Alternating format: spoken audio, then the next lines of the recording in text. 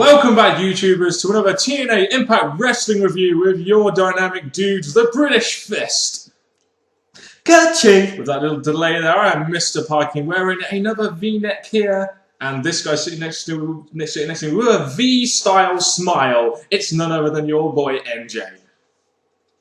What's up? With another delay, subscribe above, like this video, and comment your thoughts down on this TNA Impact Wrestling show down in the comment section below. Where do you contact us? In the link box below. You kind of threw me a bit there, MJ, but there we go. So before we get on to this week's review, we just want to say a couple of words about Impact is going to be going live in a couple of weeks throughout the summer, and we'll probably be giving our thoughts on this in a later video, on maybe next week's topical video or something. But I'm looking forward to seeing these live shows starting, and plus it's going to be an hour earlier as well, which is good for us. I know to do this will cost money, but I feel they should have done this a while back. Desperately when they wanted to come up with ideas to improve as the years went on. So I think it kind of delayed. At least we get it now, so we can see how much progress it does for the fans and the company itself. Yeah, we'll have to wait until it actually happens to see how they do it in terms of, you know, how well structured it is and stuff. We've seen on Raw sometimes the show being live can lead to the show being a little bit badly structured, but we'll see how it goes in a couple of weeks. I'm looking forward to seeing Impact live. I'm glad they've done this announcement. But this show opened up with none other than Bobby Roode, talking about how he's going to be the longest TNA World Heavyweight Champion next week, and he's going to be throwing this big party next week, and he calls out Hogan, and he starts giving him Lesnar demands like, I want green M&Ms, and stuff like that. That was funny stuff, that was. Green M&Ms are nice, and I can see why he wants that. Like, his list was, I think, reasonable. I think Hogan should have gave him what he wanted. You know, made the champ happy. Go for it, Hogan. But not Hogan ripping it up saying, no, brother. No, brother. We're going to have an open fight night challenge next week, brother. Because we're hyping the fuck out of this show, brother. We basically get Hogan coming out, hyping up the open fight night next week, saying that Roode will be defending his title next week, and there's going to be 4 matches to what we think is going to determine the 4 people who he's going to pick. We're going to get RVD versus Bully Ray, Anderson versus Hardy, Angle versus Samoa Joe, and a wildcard battle royal to basically choose 4 people that I believe Hogan is going to pick for Bobby Roode to face next week. I believe that's what we were inclined to believe out of this, weren't we? Very, very good TNA. You have these 4 plus men battling out, fighting their ass off to get this shot against Bobby Roode next week. And all they're doing is fighting their ass off so Hogan can pick one of you, his favourite out of the 4 of you, to face Bobby Roode. Great idea, TNA. Yeah, and to be honest with you, the segment itself, it announced a lot of matches for the night. It hyped up the open fight night live. You know, it hyped up the open fight night thing very well, in my opinion. You know, my only question is, Slammiversary is 4 weeks away, and it's the 10-year anniversary, and there was, you know, it's almost like they're sort of going, right, let's get to the go fight, you know, the live show, the show, and then we'll concentrate on Slammiversary. And I'm sitting there thinking, God, I really think they should concentrate on Slammiversary a bit more here. Well, 2 things. Number 1, I like the idea they're trying to make this open fight night better than the past, so putting the concentration on making this seem like a big deal is a good idea. But also, for the last month or 2, you've been showing these video packages, hyping up Slammiversary. When it comes up to the last chance you have to build up to it, you're really wasting the first 2 chances hyping up the open fight night, and you have 2 weeks left to actually do the proper build. And you haven't announced no matches on your first night. Yeah, and you'd expect a pay-per-view like Slammiversary to have a lot of build to it. And, you know, like I said, this opening segment was very effective, but was the time that TNA were going to be using to hype up this open fight night going to be good time to hype up to it, or was it going to be a bit of a waste? Because the guys are just going to be picked by Hogan anyway. You know, you might as well just announce the 4 guys and said, well, next week Hogan's going to pick one of them. And this is what I would have pretty much done. I would have had this whole night being determined for the X Division. Let's say the X Division titles on the line. And then have this fatal 4-way build up to the number 1 contender for Slammiversary, just so you have a match being booked up to on your first show. But obviously they had a different idea. Let's just hope next week works out for them. They went in a whole different direction, brother. But there we go. So it's an effective opener, just unsure as to what it's going to lead to and whether or not the time in this show dedicated to the open fight night really accomplished what it needed to. I got a question for you, NJ. Why the fuck have TNA signed Brooke Hogan? Any ideas? Another big name in their company, someone that Hogan wants to see have a progressive future in a thing, because singing didn't really work out for her and TV didn't work out. So I guess bringing her to a company where he's in charge would be the idea for her. I guess it's quite ironic that I should say, Hogan knows best, brother. But there we go. So we go on to our first match of the evening, the first Open Fight Night qualifier, and I will say this, I have botched Open Fight Night quite a lot in this review, so sorry about that. Bully Ray versus RVD. You had RVD selling that injury from sacrifice, and that pretty much played into the fact that Bully Ray run a pretty quick match with the cutter, and it kind of made sense for Bully Ray to win that quickly because of the injury, and he focused on the leg, I'd say. Well, RVD did his best to play his injury. It's normally the end of the match actually start playing to it, but this match was quick and simple. Yep. Yes, a bit of a shame because an opener is normally the kick pace of the match, but they're playing with RVD's injury. They gave Bully Ray a win, so I'm not going to complain. Bully Ray's going to next week. Definitely happy Bully Ray is being considered. Bully Ray and Abyss, reckon no feud going into Slammiversary. We've got that whole thing between him and Joseph Parks afterwards. Think that would be the possibility going into Slammiversary? I did like the thing that he did after the match when you had Bully Ray on mic, so I love him on mic, him saying about his competitors that he's having the base, and then you just have Joseph Parks there. And yes, they're teasing Joseph Parks to get him Bully Ray's face and Abyss nowhere to be seen on this show. So it could even be going down towards Abyss and Bully Ray again, or somehow they're going to have Joseph Park wrestling, or this whole storyline of Joseph Park and Abyss will come to an end. But either way, there is definitely going to be a possible refeud in this segment. And if their Genesis match is anything to go by, it should be a good one if they do it at Slammiversary. They had a video segment hyping up King Mo's signing to Bellator and TNA. I know this is a big deal for TNA, so it's nice for them to at least include it on their TV show. This is the first time that a fighter has ever signed for Bellator and TNA, and TNA obviously want to make a big deal out of this as they feel that this is a big deal. So the video package wasn't too long, so I don't mind it being on the show too much as long as it's hyping up something big for the future. That's true. The fact they're showing what's going to be coming in the future, the fact they're trying to get his name out there ready, I do like the idea they're adding that quick and to the show, to the point. Yeah, one thing I will say though about tonight's show is on the at the end of May they're going to be going live. Did we hear about that in this show? That TNA is going to be going live? Do you think we should have had a bit more of the fact that a bit more advertising of the fact that it's going to be going live soon? Because I think there should have been a hell of a lot more advertising for that. Well, the fact this idea just came recently, maybe they'll do that next week in a big segment on its own. So anyway, I'm not going to bash they didn't really mention it this week, because they've still got next week to give it. If they don't mention it next week, then I'll start complaining. Yeah. But the fact it's only just been announced, I'll give it time. They need to hide the hell out of it, especially considering that they're going to be an hour behind as well, and many people may not know about that. Next, in the next segment, we got our Open Fight Night Wild Card Battle Royal.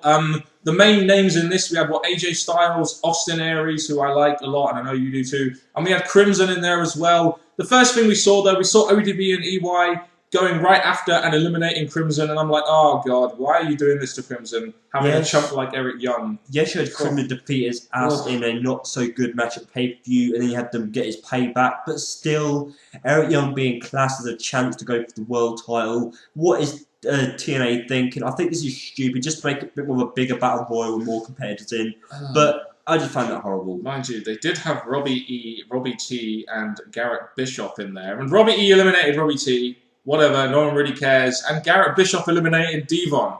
Oh, I hope they don't put Garrett Bischoff in the TV title picture. I'll just say that right now. Again, with the rest they had in it, it weren't very interesting to begin with, but as it cancelled down, getting to the final few, it gradually got a lot better and back to the way the match should be presented. Based on what I saw between AJ and Aries, oh my God, I'd love to see them have a match. They had a nice little 1-2 minute face-off, didn't they? And I'd love to see those two in a match. Well, with Aries finished with Buddy Ray, he's open up to face any other person now. Yes, they're teasing AJ and Daniels again, but blah, blah, blah. Aries is open for a challenge, and the way they performed against each other here, it was very entertaining, very good back and forth action between these two. So I wouldn't mind seeing it, no. Very much like to see it at a pay-per-view. AJ Styles wins the Battle Royal. He's going to be, I guess, considered by Hogan next week. So, yeah, I mean, that led us on to our main event, which was this whole AJ Styles and Dixie Carter thing. You had AJ talking about him and Dixie being business partners. And then Kaz and Daniels come out talking about we're going to expose the truth even more. And AJ's loyal character is going to be called into question here. Was it me or in this segment was Christopher Daniels' mic work gold? Well, first we had Kazarian trying to get himself into the segment, trying to get himself talking. Daniels taking the mic off, taking the segment away. Yep. Really getting at AJ. And AJ, instead of fighting back that Daniels offering him, he walked out the ring and left Daniels very happy with the video he showed of Dixie Carter and AJ in the hotel. Yeah, exactly. So it just leaves us wondering what is the story behind this. Obviously, going to be more to it before Slammiversary, but it just leaves us wondering what were they doing. Yeah, I mean, they even got the old iPad out, didn't they, to show the video, and that was pretty cool. Getting the iPad, they didn't even show it on the Titanton, they just showed it on the iPad, showed it on the camera.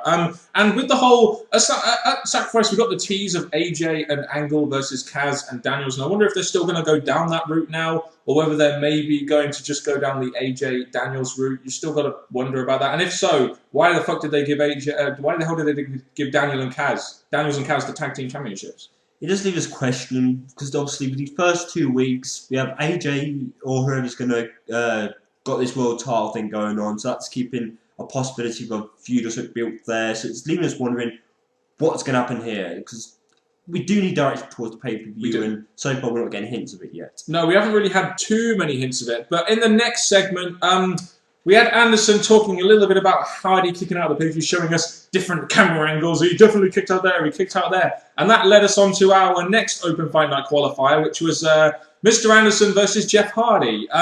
Just had this match at Sacrifice, but hell, why not waste it on free TV again, eh?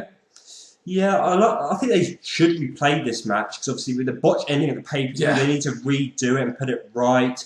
And this match, I'm glad it was done. It was a good person to go against in a match. And I'm looking the way it finished. It's a bit screwy, wasn't it? A bit screwy, but the right person won because with Jeff Hardy having better direction than Anderson at the minute, and Anderson just running around doing nothing, the right person won. Yeah, I think Hardy won. I mean, it was a pretty decent match. I mean, it was very close to their pay-per-view match, in my opinion. You know, you wonder if this is maybe going to lead to Anderson turning on Hardy, maybe. Best of friends turning on each other for a Slammiversary match or something. I'm just trying to think here. I would love to have that happen because we've had 2 times at the pay-per-view and now when they hug each other at the end of the match and not one of them decided to do their finish and knock the other one out. They've delayed it twice now. I'm thinking you had 2 perfect chances for one of them to turn heel and you didn't do it. So I'm thinking, I want it to happen, but you've waited 2 great chances for it to happen. Gail Kim versus Brooke Teschmacher versus Velvet Sky. This is a match that was announced right after Sacrifice to be on Impact Wrestling for the TNA Knockouts Championship. The match got a decent amount of time, about between 4 and 5 minutes. Gail gets the pin on Brooke Teschmacher after Velvet hits her finisher. You kind of think, well, to yourself now, well, now Brooke's eating a pin. Maybe that's the end of her challenge, and now they're probably going to try and build to Gail versus Velvet again, maybe. Well, this match was somewhat of a good match. Maybe not the best knockout. There's like this move where they did a triple submission move to each other. That was interesting. The finish, clever way of doing it. Yeah. Gail Kim gets the quick win and that. And it just leaves us wondering, are they going to have the Velvet Sky back in the top picture, or are they going to bring in another knockout? So I'm saying this was interesting, but just not the best knockout match in my opinion. I thought it was pretty decent, but that's just my opinion. And I do now want to talk about the main event. This is a main event I was really looking forward to. They even, throughout the night, acknowledged the history between Samoa Joe and Angle, and they even had a segment with them brawling and the old headbutt thing that happened between Angle and Samoa Joe. They did a really good job of actually acknowledging the history and the fact that these two have had feuds before, and they even had a segment, you know, setting up the fact they were going to fight and they wanted to fight in the main event of tonight. Well, they showed this quite long video package before, showing all these great Slammiversary matches, especially with the Angle and Samoa Joe. Genesis 2006, Lockdown 2008, 2 great matches. So they definitely warm this up, get us really ready for it. And the thing I liked about this match is that you had people chanting for Angle and people chanting for Samoa Joe, so it really made this match a great main event with 2 great wrestlers. I mean, they're essentially 2 baby faces now, so I mean, you look at they're both pretty over in their own way. It was a pretty good main event. I mean, it wasn't like the best match they've ever had, but then again, they only got 8.5 minutes really to put out the match, but it was still pretty good for what it was. You had Kurt Angle win the match with a sunset flip to, I guess, be part of the 4 people that Hogan is going to choose. And then after the match is over, you have all the challengers surrounding Rude to kind of like, you know, leave the Angle going into next week. And I do think despite the fact that they delegated a lot of time to this, and it's only going to go to see who Hogan is going to pick. They at least ended the show in a note where I thought, damn, I'm looking forward to Open Fight Night Live, Open Fight Night now, because I never thought I would, because I didn't really like the concept to begin with. Now I'm really looking forward to it. Well, with all the big names we have in this, yes, there was some of us that could have been in it that were in that Battle Royal or the opponent for these wrestlers, but we're getting good challenges, and it's got me wondering now, who's Hogan going to pick out of the 4 wrestlers he's got? Yeah. But it's got me thinking, whoever he picked is going to be a great main event because they've got great challengers here, and it's going to make this Open Fight Night better than what it's been in the past. So I'm looking forward to seeing what direction they go in and how these perform next week. We're both botching it now, aren't we? Open Fight Night. That's what we got to remember. Not Open Fight Night Live, like I've been calling it, or Go Fight Live. Fuck that.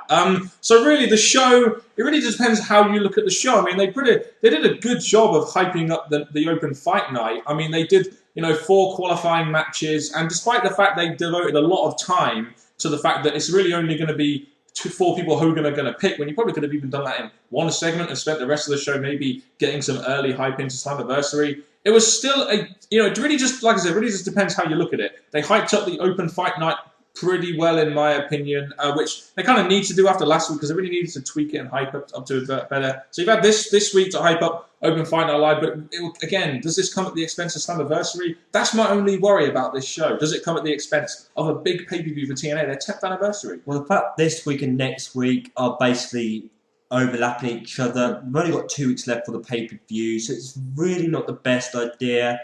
And I'm not agreeing with how they've set this show up, all building up for next week, and then next week being Hogan's pick. So overall, this night has not been a waste because it's all worked out towards the main event and then next week. But I'm not overly satisfied with how they've booked the idea of next week. Yeah, I do agree with you. I mean, the show itself, I enjoyed. I mean, I did enjoy the show. I'm just worried that all the time they devoted to just getting Hogan 4 picks could have been better time devoted to hyping up Slammiversary, which is a big pay-per-view for TNA.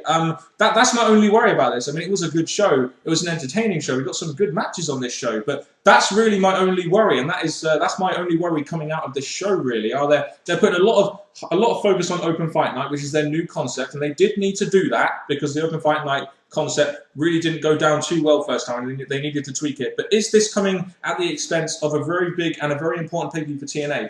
That's all I would say about that.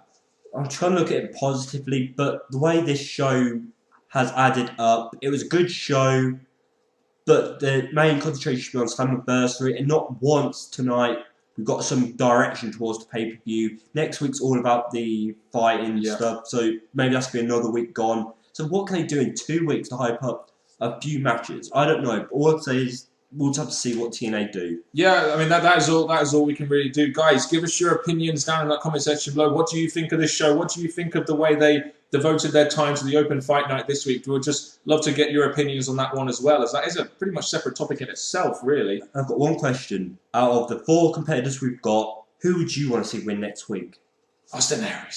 Austin Aries, even though he's not part of it. I still want him to win, but that's just me. So we've got Jeff Hardy, we've got Jeff Hardy, Bully Ray, Kurt Angle. I can't even remember now. What the fuck's going on? Kurt Angle. And then AJ Styles. Tell us who you think will win in the comment section below. And from Mr. Parkin and me, NJ, hopefully you've enjoyed this week. Until next time, goodbye.